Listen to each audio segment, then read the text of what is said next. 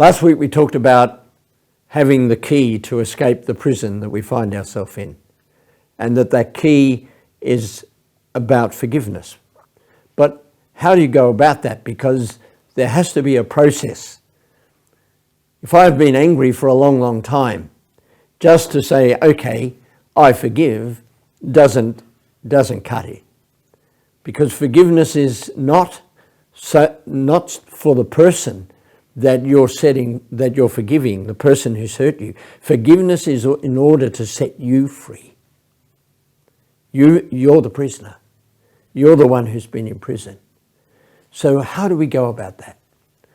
Well, the first thing we need to recognize is, as we said last week, that we are not responsible for the event, but we are responsible for our response to the event.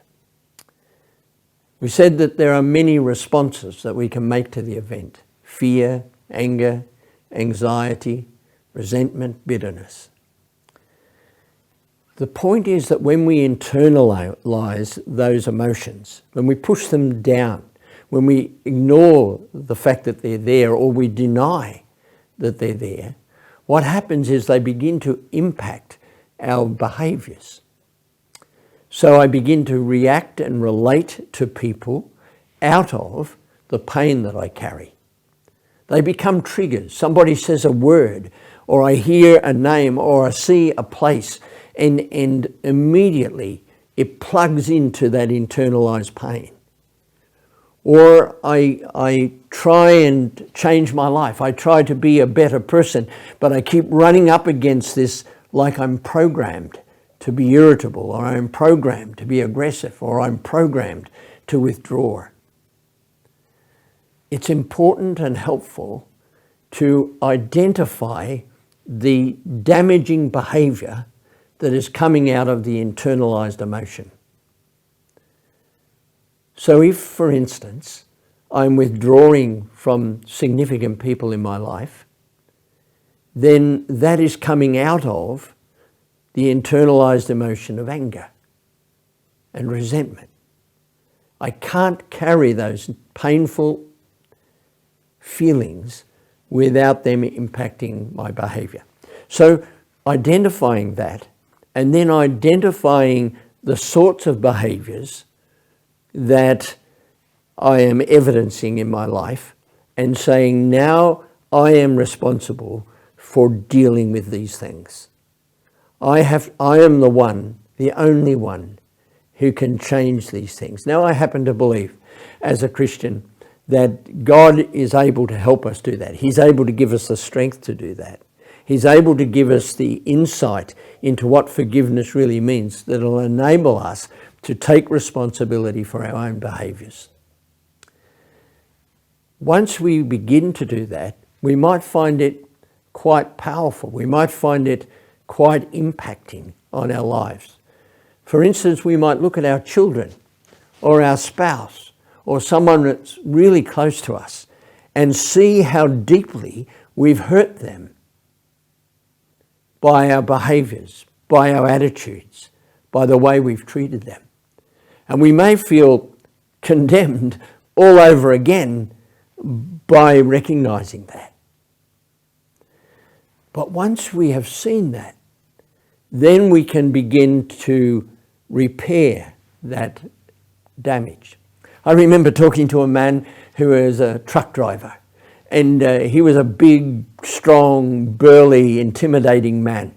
And he had come to see me because he had been charged in court with domestic violence. So he didn't want to be there. He was sent there. And he told me that in the first few minutes. And the second thing he said to me is, I don't want anything religious from you. So I said, well, I'm not really into religion. I'm a little bit into Christianity, but I don't see them as the same thing. And so we went on with the counselling. When we got to this place in the counselling, he recognised that he had hurt many people in his family. In fact, I said to him, John, who is paying the price for your anger? And to my surprise, this big burly man, he had tears in his eyes. And he said, well, first up, my mother. He said, I was so angry at my father that I'd started a business to send him broke. The same business as he ran, just so I could send him broke, and I did. And it caused his death. And he said, I've treated my mother really, really badly. Then he said his wife, and then he named his 3 daughters. So I said to him, John, what are you going to do about that? Now that you can see that it wasn't the person who abused you as a child that hurt them, but it's you that has hurt them, what are you going to do about that? And he said, I guess I could go home and tell them I'm sorry and ask them to forgive me.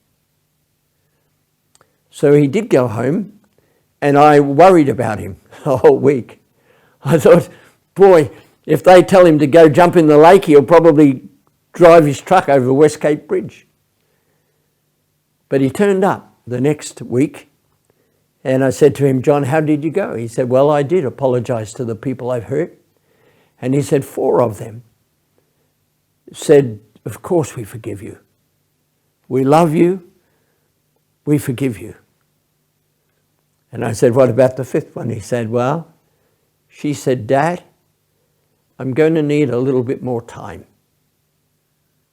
And he said, I understand that because it's taken me 30 years to forgive my father.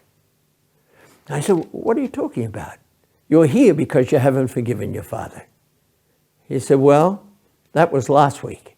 But he said, when I experienced what it was to be forgiven, what it was to be forgiven by my mother and by my wife and by 2 of my daughters,